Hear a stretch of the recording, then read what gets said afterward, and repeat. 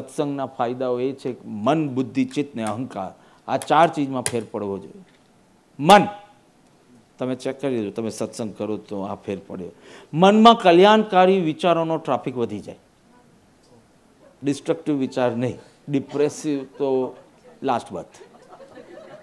તમને કોઈ પૂછે કે તમને નેગેટિવ કે ડિપ્રેશનવાળા થોટ્સ આવે તો લાસ્ટ બર્થમાં બહુ આવતા હતા, ગુરુ મળ્યા પછી નથી.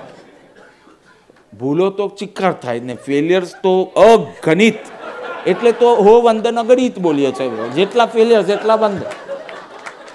ડિપ્રેશન નહીં. હવે મનમાં ખાલી કલ્યાણકારી વિચારો આવે તો તમે સત્સંગનો સ્પર્શ તમને થયો. બુદ્ધિ નિર્મલ થતી જાય.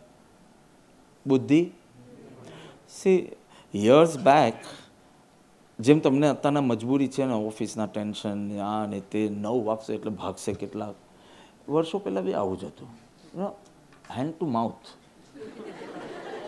એટલે બે ટંકની રોટી ઇઝ ઓલવેઝ ડિફિકલ્ટ.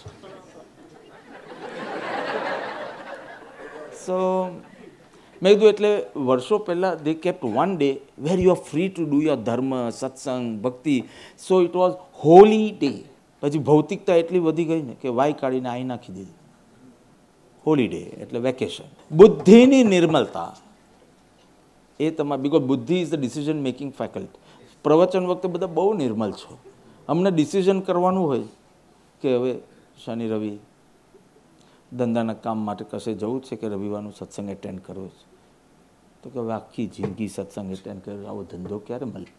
તો આ બુદ્ધિની મલિનતા છે. અને કરોડ રૂપિયાને પણ લાત મારો પણ આવો સત્સંગ કે આ બુદ્ધિની નિર્મળતા. તો મનમાં કલ્યાણકારી વિચારો, બુદ્ધિની, ચિત્તની એકાગ્રતા. હવે તમે જે કાર્ય, હું ભક્તિ નથી બોલતો, જે કાર્ય કરો એમાં ફ્લક્ચ્યુએશન્સ ઓછા.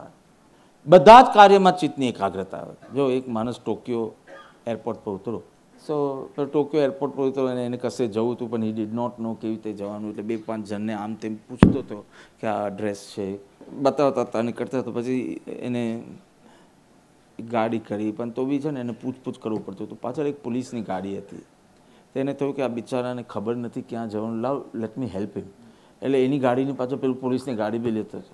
હવે પેલો અટકવાનું નામ જ ના દે, એટલે પેલા હોર્ન માર્યા કરતો હતો. સી કાલ્પનિક સ્ટોરી બી હોય, બિકોઝ ટોક્યોમાં હોર્ન મરાય કે નહીં I don't know, story goes this હોય. તો હોર્ન માર્યા કરતો. પેલો સામે પેલા જરા સ્પીડ કરી આવીને આગળ ઊભી રાખી અને એને કીધું ભાઈ સાહેબ આટલા હોર્ન મારું છું, ઊભી કેમ નથી રાખતા? હું તમને મદદ કરવા માટે તમારો પીછો કરું, કે તમે ગુનો કર્યો તમને પકડવા માટે ને મદદ કરવા માટે. તો કે સાહેબ એવું નથી કે હું કોન્શિયસલી હરકો, પણ મેં હોર્ન જ તમારા સાંભળ્યા નહીં, બિકોઝ હું એટલો બધો વ્યગ્ર હતો. એવી એમ ગુરુ તમારી પાછળ છે અને એક સરખા હોર્ન માર્યા કરે છે, અરે દર્શન મોતી બજે દર્શન મોતી, પણ તું તો અટકવાનું જ નામ નથી દેતો. તું, તારું ચિત્ત જ એકાગ્ર નથી, એટલે તને મુરલી ક્યાંથી સંભળાય? તો જેમ જેમ સત્સંગનો સ્પર્શ થાય તેમ તેમ મનમાં કલ્યાણકારી વિચારો, બુદ્ધિની નિર્મલતા, ચિત્તની, અને અહમનું શું થાય બેન?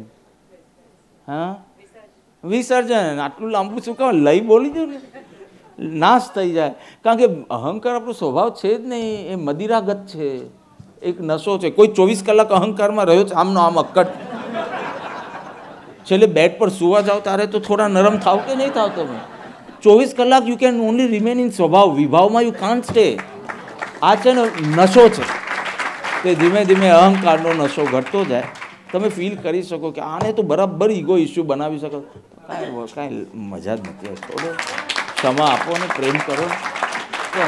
તારા મનમાં કલ્યાણકારી વિચારો, બુદ્ધિની નિર્મલતા, ચિત્તની એકાગ્રતા, અહમનો લય